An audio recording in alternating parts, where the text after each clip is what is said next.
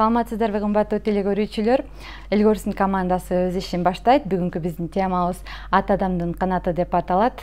Ал эми биздин Кыргызстаныбызда ушул ат оюндар боюнча кыргыз өлкөбүздүн, мамлекетибиздин желегин желбиретип, намысын коргоп жүргөн азаматтарыбыз туурасында кеп калмакчыбыз. Студиябызда адаттагыдай эле меймандарыбыз бар. Саламатсыздарбы? Кош келипсиздер. Рахат Бердикеев, Үсөн Кудайбергенов атындагы Каскадерлор Федерациясынын жетекчиси, Кыргыз Республикасынын эмгек сиңирген артисти. Жана ошондой эле Адилет Чанаев саяпкер агабыз. Кош келипсиздер. Рахат агай, алгач эле суроо сизден болсун. Федерацияны канча жылдан бери жетектейсиз? Үсөн Кудайбергенов атындагы Каскадерлор Федерациясы 2007 жылы, Шамбек 2005 жылы каза болду. 2007 жылдан бери ошо Каскадерлор Федерациясын уюштуруп, ошо Үсөн Кудайбергенов агайыбыздын атынан атап, ошондон бери жетектеп келатам. Ал эми ушул кайсы мамлекеттик иш-чаралар болбосун, сиздердин команда алдыда жүрөт. Ушу мамлекетибизден кандай колдоолор бар сиздерге? Эми биздин мамлекетибизден колдоолорду кийинки эмеде айтайын, бирок мамлекеттин туусун желбиретип көп эле жерде болдук. Астананын 10 жылдыгында болдук эң биринчи иштерибизден. Ошо казак элинде жакшы выступление кылдык. Мисалы үчүн, ал жакта ат үстүндө 40 горение кылып, просто Гиннес китебине заявка берилбей калды, бирок 40 горение кылдык ат үстүндө. Астанада ошо фаер шоу кылып аткардык.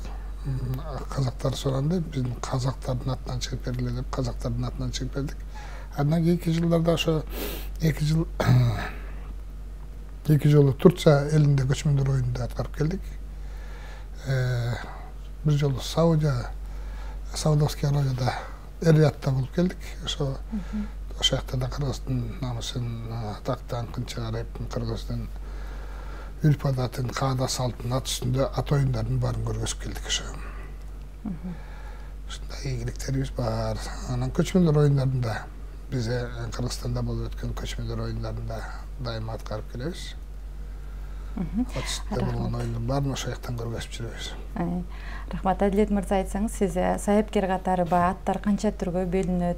Сиз ушул атты канча жашыңыздан баштап таптап калдыңыз? Мен биринчиден ушу ипподром Аккулага келип иштегеним 2000 жылдан баштадым. Уже 20 жыл болуп калды ат менен келип атканыма. Ошол жерде Батыркулов Улан деген байкөстөн үйрөнүп, саяпкер болуп иштейт ошол жерде. Ошол байкенин жардамчысы болуп иштеп, ошодон үйрөнүп, 2015-тен баштап саяпкер болуп аркалап келип атам да. Өзүнчө бөлүнүп, өзүм алдын ала ат дайындап, 2015-тен баштап уже ат дайындап келип атам, саяпкер болуп. Саяпкерлик сырлар жөнүндө бөлүшө кетсеңиз. Саяпкерлик сырлар эми адамдын өзүнөн го дейм. Атка жакшы мамиле кылып, аттын да адамдай характерлери бар да. Каждый аттын өзүнүн характери бар. Ал атка кандай жумуш бериш керек, ошонун бүттүгүн түшүнө билип, ат менен сүйлөшкөндө эле бир атка оор жумуш жагат, бир атка жеңил жумуш жагат да. Жук аттарга жеңилирээк жумуш беребиз. Ошо өзүнүн аттын эмесине карап жумуш беребиз. Бүгүнкү күндө сиздин карамагыңызда канча ат бар? Канча ат таптайсыз? Азыр 20 ат дайын. 20 ат.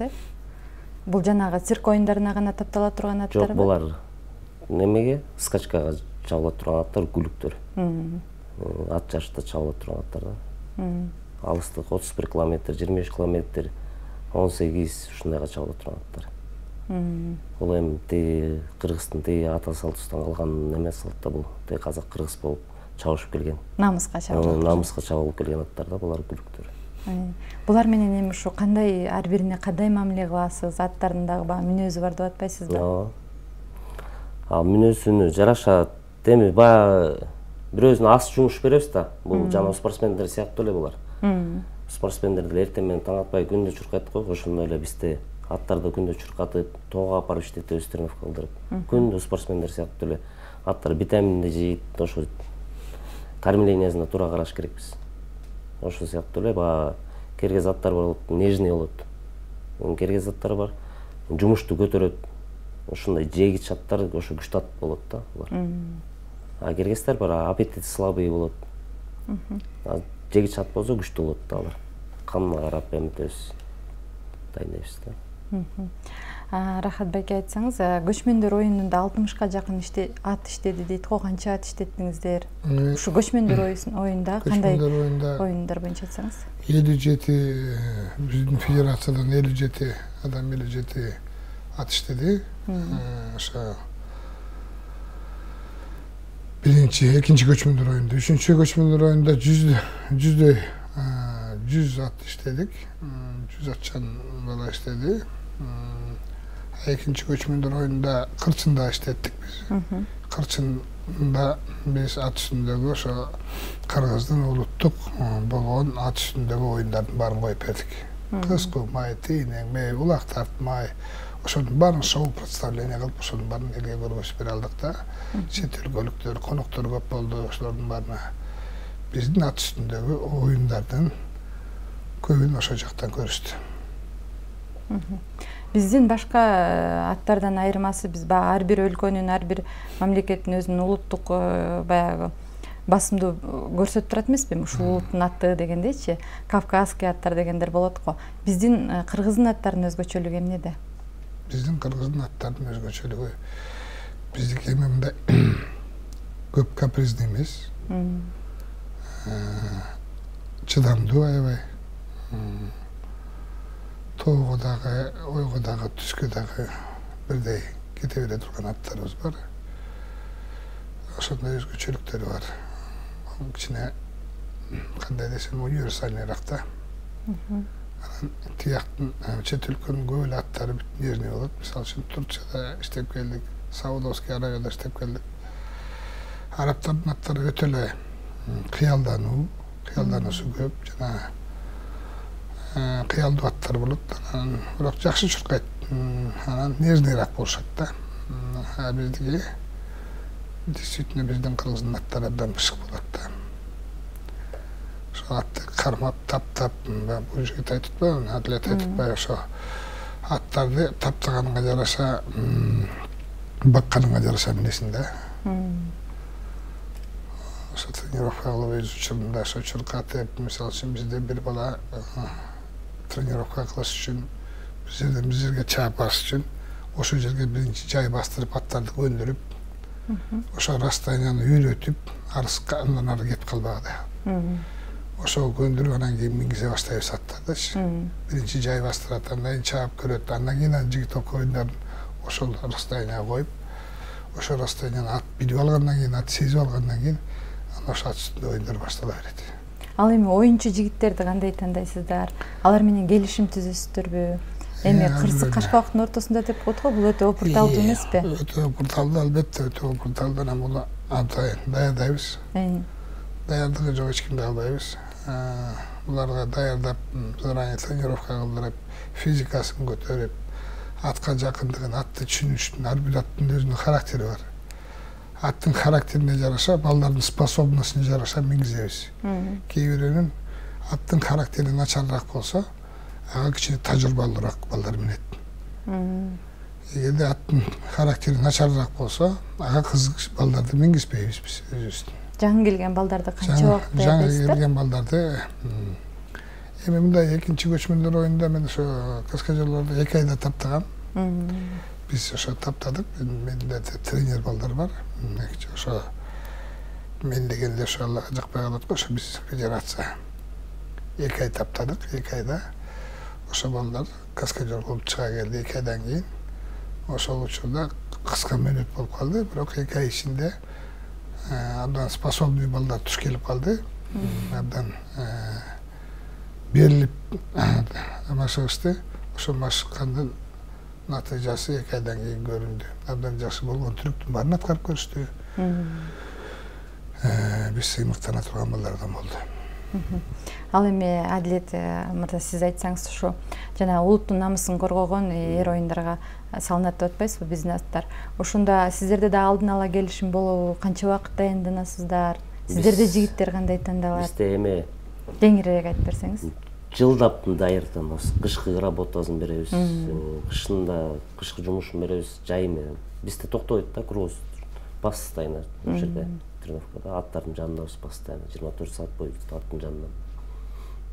Анан балдарды биз дайындаганда баягы ошол жерде им жүргөн, чогуу иштеп жүргөн балдар бар. Эми үйрөтөбүз. Айылдан келген балдар болот, алар зарплата менен иштейт. Анын арасынан баягы үйрөнүп, мен саякер болом деп көңүл буруп, өзү аракет кылган балдар дальше алып кете алат да, киргиз балдар. Көп эле алып кете албайт мунун үчүн. Анан жана чабан нестерибиз биздики 35 килограмм болот. Жаш балдар болот. 6-5 класс балдар. Ошолорду алып келип алып, үйрөтөбүз. Күн аттарга жайдак чабышат, алар ээр жок. 30 километр, 23 километр жайдак отурат. Ага да тактика керек, опыт керек. Балдарды такшалтыш керекпиз. Ошо балдарды үйрөтүп, алар деле биздин жаныбызда болот. Мисалы үчүн эмне жылкыга чабып турган болсок, быйылдан баштап ошол баланы дайындайбыз да.